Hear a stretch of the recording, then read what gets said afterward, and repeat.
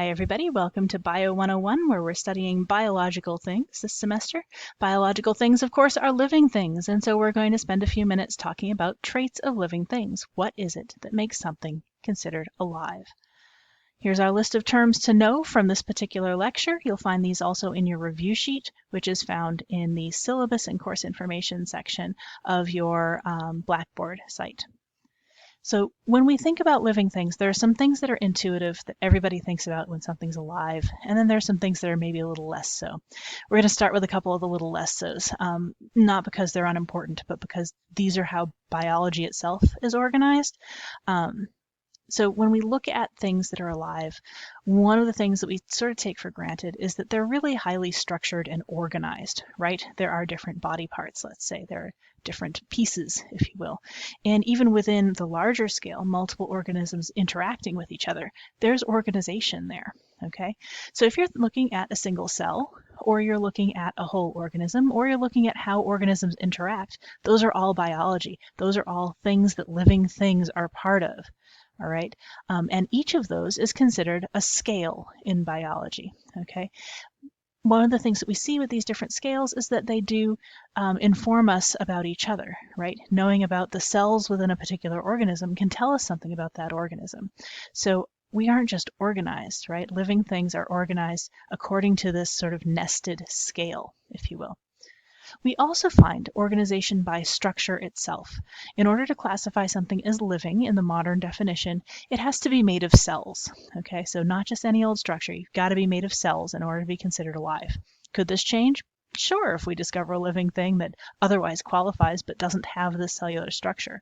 But thus far on this planet, we have yet to find a living thing that is not made of cells.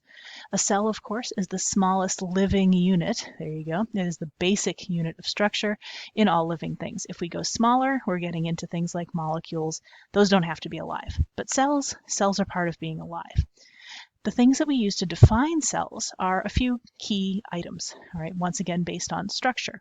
First off, cells are surrounded by a plasma or cell membrane, right? So they're separated from their initial environment. You can tell where a cell begins and ends, all right? That's really actually very important to defining it.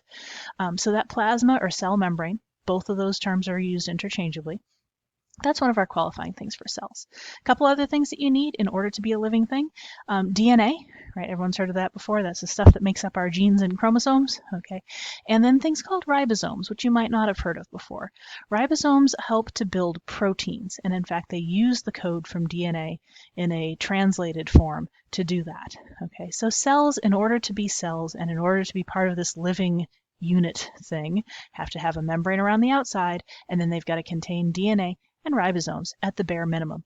Most cells contain lots of other stuff too, but we know we're going to find those three things in all cells because we've found them in every cell so far.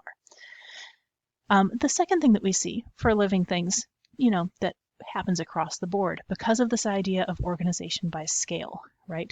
That we have small stuff like cells and huge stuff like populations. We also see what we call organization by relationship, okay? In other words, a pile of cells that's the size of an elephant is not the same thing as an actual elephant, okay? Living things show complexity. They show relationships between their parts in a way that you don't necessarily see all the time with other kinds of structures, okay? So if you were to look at, say, a pile of cells versus an entire elephant, okay, that is an actual intact elephant, right? The elephant's made of cells, right? It is, in effect, a pile of cells, but it has elephant traits that a pile of cells by themselves would not have, okay? Those traits are called emergent properties because they emerge or come out of traits and relationships between the smaller pieces that build that biological entity. The classic way of describing that is the whole is greater than the sum of its parts, right? You are more than just an assembly of organs, in other words, and that is one of the things that we have to acknowledge as biologists as we get into the larger scales of biology, the larger levels of organization. We're going to add complexity and we're going to see new skills and new traits come out of that complexity. Because so much of biology revolves around this idea of organization and complexity, we have organized our entire science around this idea of organization and complexity. So broadly speaking, if you talk to a biologist, you might talk to someone who works on a populational level, which means they're concerned with the largest scales, with at the very least groups of organisms and their interactions between them. Sometimes they're not just looking at interactions between the organisms, sometimes they're looking at broader interactions even than that. So if we start with our largest possible level of complexity, and you can imagine the amount of variables there are here, you would look at what's called a biosphere. The biosphere is everything, all of the organisms on the entire planet, plus all of the stuff around us that has to do with being alive. So all of the water, all of the air, all of the land, and all of the organisms. That's the biosphere. It's huge. It's complex. The variables are incredible. And you can imagine trying to study everything there is a huge task. So what we find is that there are folks that do that. They tend to focus in on atoms, usually, and molecules within that relationship between all of the organisms and the air and land and water. Okay, but most scientists look at that and say, well, let me just carve out a little piece and try and focus in on that instead. All right, so let's say you're still a big picture person and you want to carve out a smaller piece of the biosphere to look at. You might take a look instead at an ecosystem, right? An ecosystem is still going to be all of the living things and all of the non-living things, in a particular environment, okay? But it's not the whole planet. You're picking one spot in which to do the study. So for example, if you're doing an ecosystem level study, you might choose something like, say, Cape Ann. It's got defined, right, parameters, where it starts and where it stops.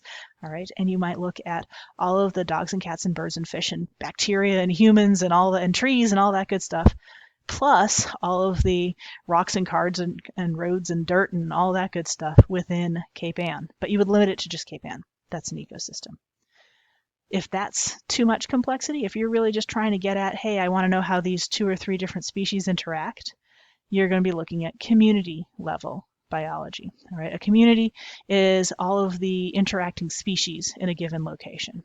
Okay, or you could only be concerned with how one species interacts with each other, right? In which case you are doing a population level. A population in biology is everybody from one species in a particular spot. Okay, so a community would include the humans and the dogs. A population is just the humans or just the dogs.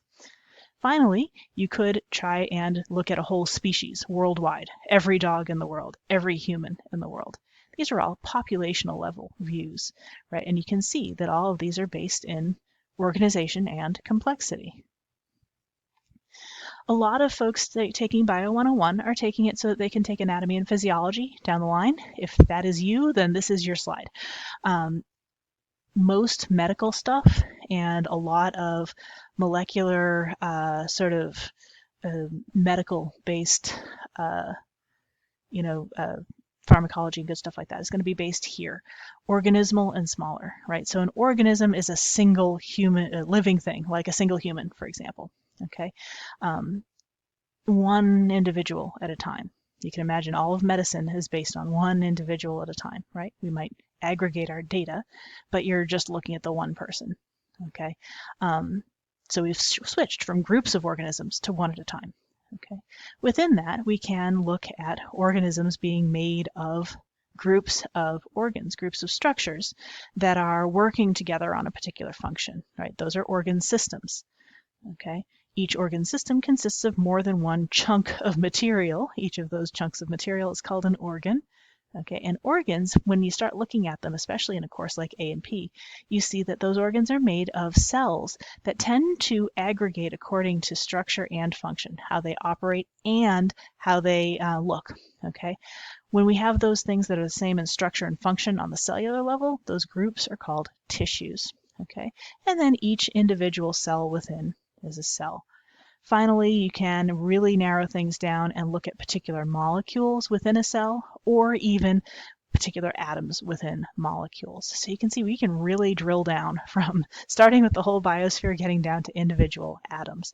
Once again, a lot of us scientists actually describe our specialties within these sort of levels of organization. So my specialty, for example, is based in molecular biology. I do genetics, all right, but my molecular genetics is with a populational view. So I look at how DNA varies among individuals, between individuals in a given population or species to get information about how that species has changed over time. A few other traits of living things, you'll find these far more intuitive. Most people, if I say, how do you know something's alive? Well, it breathes, right?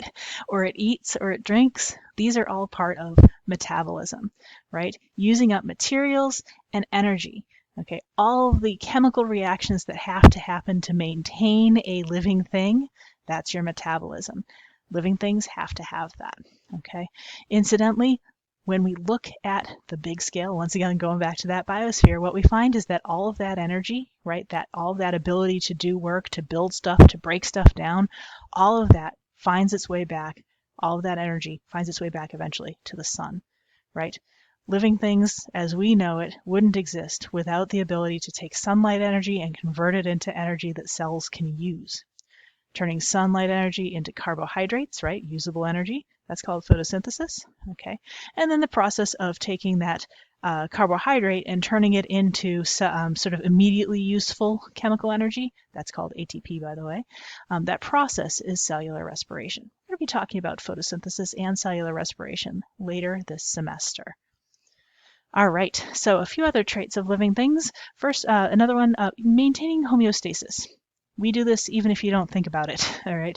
Homeostasis is internal balance, okay? It's maintenance. It's keeping your internal state in a happy spot, if you will, so that all of those metabolic chemical reactions can take place well, right? So that they can be efficient, if you will.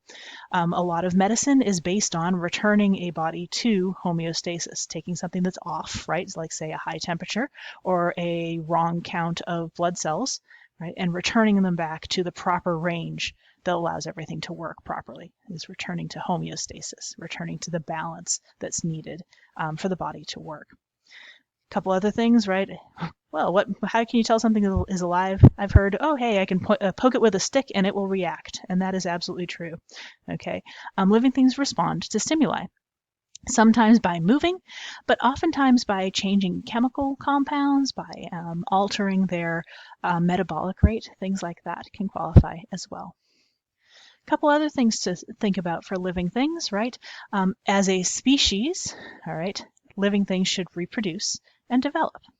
So development is changing over the lifespan, and depending on what species you're looking at, that could be a lot or a little. Okay, but reproduction, it doesn't have to happen on the individual level, right? But on the species level, you should have some reproducing members of that species, right, in order to call something alive. Sort of going along with that, right? Reproduction is passing on genetic information, right? Passing on DNA, okay? That is another trait of living things. Your book combines these two together. I take them apart because I'm a genetics person. All right. When organisms reproduce, they pass on their genes to the next generation. They pass on DNA, right? That DNA code, right, those genes are basically just recipes for proteins. And those proteins inside of the cells, those are the things that are producing all the traits we can see of the organism.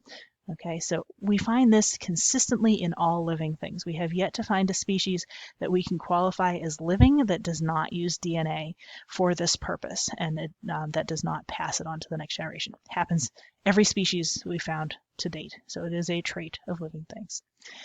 This last one is also something that we have yet to find an exception to this rule. Living things evolve, okay? Now, evolution in biology has a really specific meaning. It means that you are looking at a genetic change, once again, that DNA change, okay, in a population, not in an individual, in a group, okay, over multiple generations. So in every species we have studied to date, we can look at the DNA of parents and offspring, and we will find changes between the parent group and the offspring group. Every single species we have looked at so far shows that. That's what we're describing when we describe evolution. Okay. Now, a lot of people look at evolution and they think natural selection because that's how we usually learn it in school.